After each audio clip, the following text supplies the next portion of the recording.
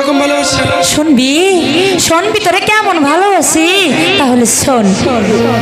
বোন যেমন তার ভাইরে ভালোবাসে, মা যেমন তার পোলারে ভালোবাসে, ঠিক এই রকম ভালোবাসি।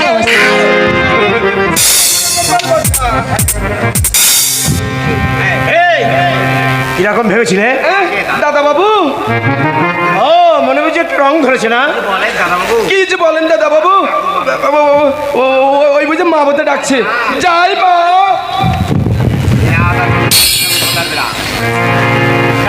সিরাদার কোনোদিন আপনাকে বিরক্ত করতে আসবে না।